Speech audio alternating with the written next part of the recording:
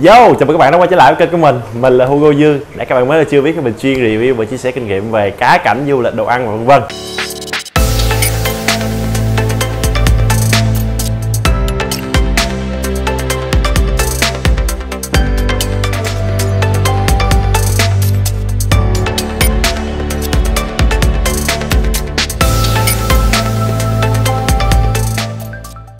Ok, thì hôm nay mình sẽ trở lại với cái hồ thủy sinh này của mình sau khoảng gần 1 tháng rưỡi kể từ khi mà mình bắt đầu setup cái hồ này và có up video trên kênh của mình ha.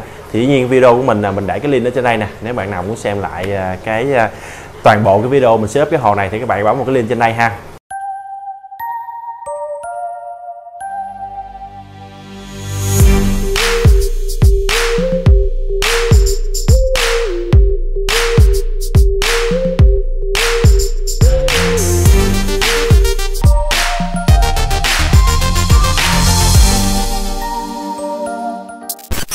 Thì cái video hôm nay chúng ta có 2 phần.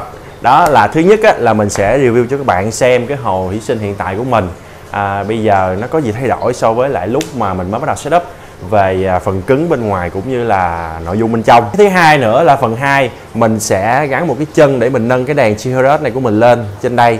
Mình sẽ không có để cho nó bắt lên trên hai cái thành hồ này nữa, để nó sẽ rộng hơn cái phần này các bạn ha, để mình có thể mình dễ vệ sinh, mình dễ thao tác trên cái hồ này. Thì cái sự thay đổi đầu tiên về phần cứng ở trong cái hồ này á, so với lại lúc mình mới setup là mình có gắn thêm một cái lọc ván Odyssey. Đó, cái lọc này là mình nhớ cái mã đó hình như là Clean 100 hay sao á, Odyssey Clean 100. Thì cái lọc này nó sẽ hỗ trợ cho mình rất là nhiều trong cái việc mà hút những cái trôi nổi ở trên cái bề mặt của cái hồ của mình. Tại vì công việc của mình đi làm suốt ngày mà mình không có dành nhiều thời gian để mình dành thời gian mình vớt những cái gì đó trôi nổi trên cái mặt này, những cái con mà thiêu thân nó rớt vô, hay là những cái cây cối này kia nó rụng, nó nổi lên đó thì nó sẽ hút vào cái lọng ván này hết. Tuy là nó có hơi chiếm một cái góc ở bên đây, nó hơi bị mất thẩm mỹ một chút xíu, nhưng mà nó cũng đã hỗ trợ mình rất là nhiều trong cái việc mà mình hút cái mặt ha các bạn ha. Đó thì sau khoảng 1 tuần hoặc là khoảng 1 tuần mình thay bông 2 lần là nó sạch rồi. Cái thứ hai nữa là một cái điều rất là đáng tiếc, đó là sau khoảng gần 1 tháng rưỡi mình sử dụng thì cái bình CO2 của mình nó đã hết các bạn. Thì sau khi mà mình kiểm tra thì ban đầu mình nghĩ là cái van điện nó bị hư, hay là tại vì mình chưa có mở cái van tổng nó hết công suất. Thì sau khi mà mình làm hết những cái điều đó thì mình biết mình thấy là cái bình CO2 của mình nó đã cạn rồi các bạn. Thì đây là một cái điều đáng tiếc khi mà mình mua ở bên người bán mình không có kiểm tra kỹ. Đó thì mình muốn chia sẻ với các bạn cái điều đáng tiếc này, để nếu mà các bạn nào mà có mua CO2 thì các bạn nhớ kiểm tra là cái bình nó có còn hay là hết ha các bạn ha. Thì bởi vì cái bình CO2 này của mình nó mới hết trong thời gian gần đây thôi, thành ra là mình không có kịp đi đổi một cái bình CO2 khác. Đó, bởi vậy thì trong hồ của mình hiện tại thì cái sủi CO2 nó đang không có hoạt động, thì đang không có CO2 ở trong hồ ha, thành ra là có thể là có một số cái lá nó hơi ngã vàng rồi. Bên cạnh đó cũng có một cái thay đổi nhỏ nhỏ trong hồ của mình đó là cái cục sủi CO2 này lúc đầu mình đã sử dụng cái cục sủi bằng inox, sau đó mình đã thay bằng cái sủi bằng kính bằng mica các bạn ha. Đó thì cái sủi inox này mình thấy mình không có sủi nó mịn được, mặc dù mình đã làm tất cả cái cách mà anh em chỉ, ví dụ như là mình ngâm nước nóng hoặc là mình ngâm bằng Javel, nhưng mà nó vẫn không mịn được. Thành ra mình đã thay bằng cái cục sủi này và mình thấy là nó sủi rất là mịn thôi các bạn ha. Đó là tất cả những gì mà thay đổi về phần cứng ở bên ngoài cái hồ. Bây giờ mình cùng đi vô sâu bên trong cái nội dung của cái hồ các bạn ha. Thì về cái nội dung ở bên trong cái hồ về cái layout của mình thì mình sẽ chia ra làm 2 cái, một cái là điểm cộng, một cái là điểm trừ. Thì điểm trừ ở đây là điểm trừ của mình ha. Đó là những cái gì mà mình còn thiếu sót, mình chưa có đủ kinh nghiệm. Đó thì mình sẽ nêu cái điểm trừ trước đi ha các bạn ha. Thì đầu tiên là về cái bố cục của cái hồ này, thì mình nhận thấy sau một thời gian mình chơi mình nhận thấy cái cách mà trồng cây của mình, nó sắp xếp cây của mình nó không có hợp lý. Cũng có rất nhiều anh em đã comment cho mình chia sẻ là anh ơi, anh xếp cái cây Kurata đỏ như thế này ở cái vị trí này nó là không có hợp lý, bởi vì cái cây Kurata đỏ này nó mọc rất là nhanh. Thì sau khi mà 1 tháng mình chơi mình đã tỉa cây này cũng phải 5-6 lần. Nó mọc rất là nhanh, nó mọc dài lên trên đây luôn, và nó mọc tràn ở trên cái mặt luôn các bạn ha. Nó che hết những cái cây ngu ngô chiên ở phía sau. Đó thì đây là một cái mà mình cần phải học hỏi, mình cần phải thay đổi ha. Thì sắp tới mình sẽ không có để những cái vị trí cây Colorata ở cái chỗ này nữa, mình sẽ dời ra phía sau, hoặc là mình sẽ không trồng Colorata luôn, mình sẽ thay vào đây là ngu chiên luôn ha các bạn. Một cái điểm trừ thứ hai nữa đó mà mình đang cũng là một cái dấu chấm hỏi cho mình cũng đang không biết tại sao đó, là những cái cây ngu chiên ở trong cái hồ của mình á, thì sau khoảng 1 tháng rưỡi thì đáng lẽ nó đã thay lá nước xong rồi á, thì mình nghĩ nó phải mọc cao lên, hay là nó bắt đầu nó phải phát triển xanh tươi hơn rồi. Nhưng mà hiện tại thì theo mình thấy á, nó vẫn không có mọc cao lên được, mà lá này cũng hơi còn vàng vàng. Mặc dù là cái rễ nó đã bám vô, nó đã dài ra và nó bám vô trong cái nền rồi, nhưng mà ngu chiên nó vẫn không mọc lên được. Thì không biết là cái hồ mình còn thiếu cái gì hay không. Thì nếu như mà các bạn nào có kinh nghiệm thì hãy comment cho mình bên dưới để mình sẽ sửa đổi, cũng như là mình sẽ chia sẻ với những cái bạn khác, để nếu mà các bạn có gặp cái trường hợp giống như mình thì cũng biết mà rút kinh nghiệm ha các bạn ha. Một cái điều thứ ba nữa là cái điều này thì nó cũng là một cái điểm trừ nhỏ nhỏ thôi, mình cũng đã khắc phục được rồi. Thì cái điều thứ ba này á, là sau mà 1 ngày 2 ngày mà mình đi làm về á, thì mình nhận thấy ở dưới cái nền cát á, nó có những cái phân nền nó tràn xuống 1-2 viên thôi, một hai viên gì đó. Đó thì mình mặc dù không có phải là quá nhiều, nhưng mà nó cũng gây mất cái thẩm mỹ cho cái nền của mình. Mình có tìm hiểu và mình có khắc phục bằng cách đó là mình kiểm tra những cái chỗ nào mà cái dốc, hay là những cái nào mà nó hở cái nền á, thì mình có chêm vào những cái cục đá hay là cục sỏi nhỏ để mình chặn cái nền nó lại, thì nó sẽ không có tràn xuống nữa. Thì nếu mà các bạn nào khi mà setup những cái hồ thì các bạn nên làm cái việc này ngay từ lúc mà chưa vô nước đó, thì nó sẽ hạn chế được cái việc mà tràn cái nền xuống dưới phần cát ha các bạn ha. Thì bên cạnh đó cái hồ của mình á thì cũng đã trải qua lên rêu nè, rêu xanh nè, lên tảo nâu nè, lên rêu tóc nè.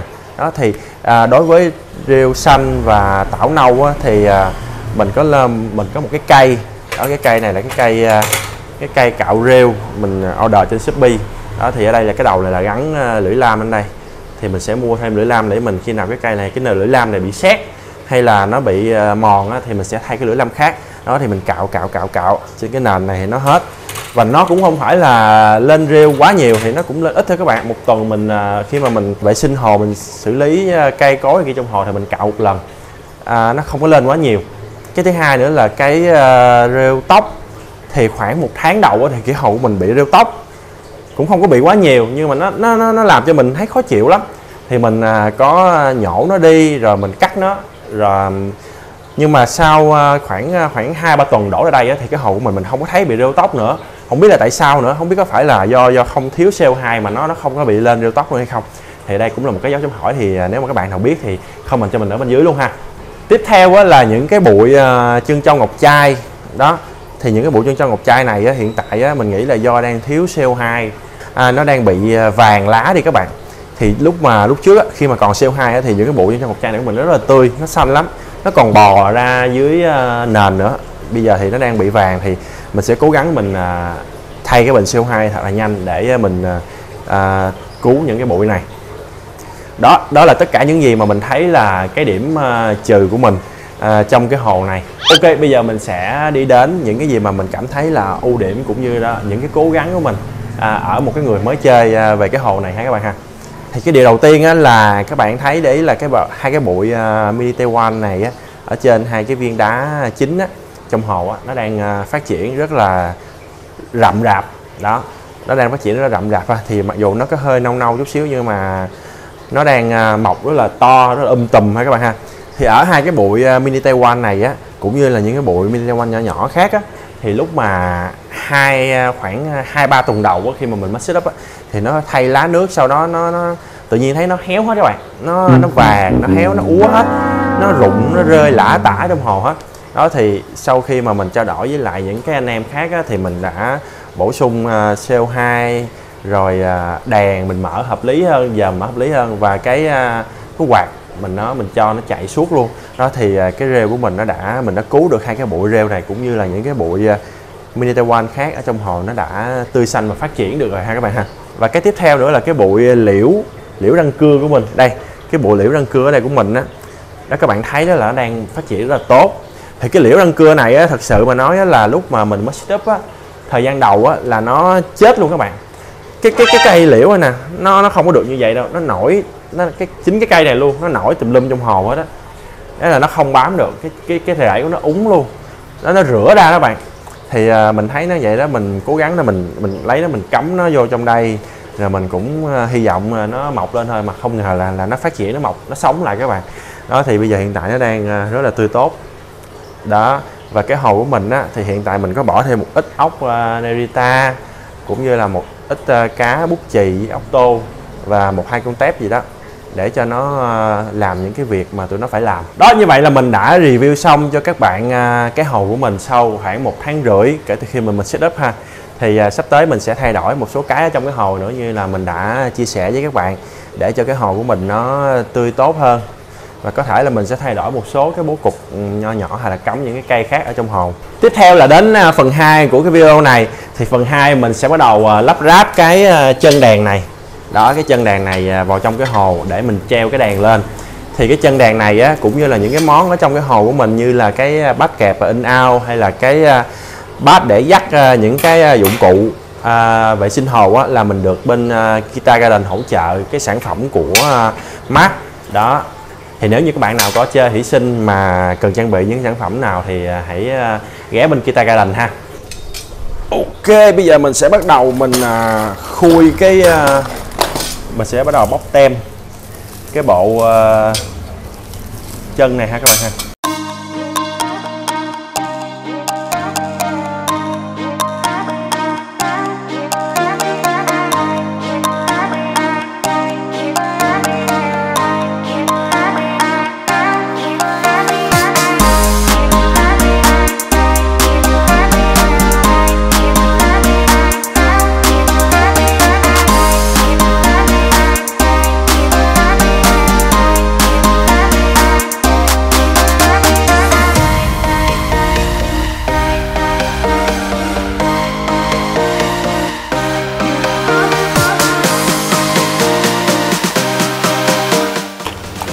Đây là cái hộp của Mark ở bên Guitar ha các bạn ha, sản phẩm Mark.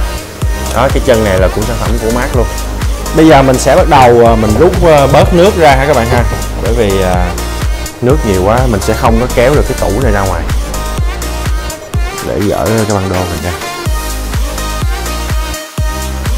Mình sẽ rút nước tới đây luôn các bạn, qua cục đá luôn, để mình kéo cái tủ ra xíu cho nó dễ, mình mới gắn được cái chân của cái đèn vô. Ok, xuống chút xíu nữa tới mức này đi, tới ngang đây thì rồi mình bắt đầu mình rút ống ra, mình kéo cái này ra để mình gắn cái chân vô ha các bạn ha.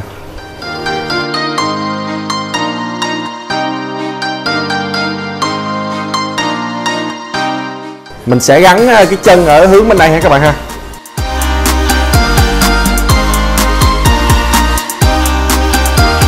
Đầu tiên là mình sẽ đánh dấu trước ha. Mình sẽ gắn hai cái bát ngay chỗ hai chỗ này. Đó, bây giờ mình sẽ đánh dấu trước hai cái chỗ này.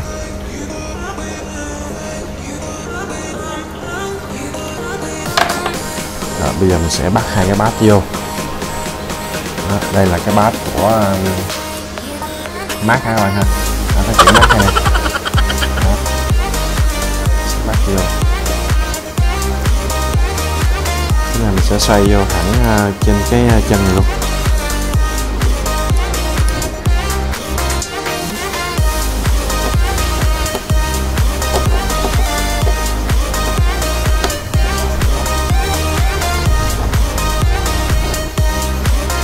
Bây giờ mình sẽ cho cái chân vô hai cái bát này. Bây giờ mình sẽ tạm mình khóa lại một chút, tạm khóa lại, tại vì nếu mà nó không có chiều cao, nó không có đúng thì mình sẽ mở ra dễ hơn, chứ mình không có siết khóa luôn. Sau khi mà gắn xong cái chân vào cái tủ á, thì mình sẽ bắt hai cái bát này vô trong cái thanh ngang của cái chân ha các bạn ha. Đó là bây giờ mình sẽ thả hai cọng cáp xuống đây và mình bắt cái bán đèn ở khoảng vị trí này. Vị trí này thì ok.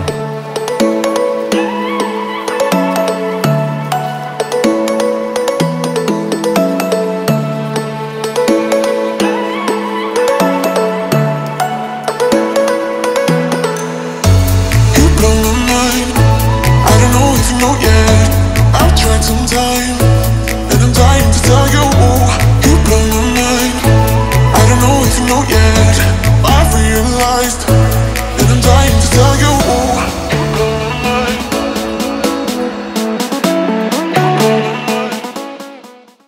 Đó thì anh em thấy đó, mình vừa gắn xong cái bát chân đèn để treo cái đèn lên ha các bạn ha.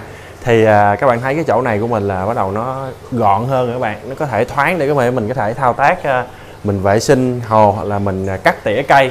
Đó rất là hay ha các bạn ha. Nếu mà các bạn nào mà chơi cái đèn ngang hồ vậy thì các bạn hãy nâng nó lên giống như mình như vậy nè. Thì mình sẽ hẹn các bạn lại một cái video tiếp theo, mình sẽ thay đổi những cái gì mà từ đầu cho tới giờ mình đã nói, và mình sẽ mua cá, mua tép và mình thả vào trong hồ này. Thì các bạn cùng chờ đợi là video tiếp theo mình sẽ thả cá gì và tép gì vào trong hồ này ha các bạn ha. Như vậy là cái video của mình đến đây là kết thúc. Bên dưới clip của mình có một nút đăng ký subscribe đấy các bạn, và một cái chuông bé bé xinh xinh. Nếu các bạn thích cái clip của mình, bấm vào cái nút đăng ký cũng như là cái chuông ủng hộ thêm cho mình động lực ra những cái video hay vụ cho các bạn nha. Mình là Hugo Dương, cảm ơn các bạn rất là nhiều. Bye bye.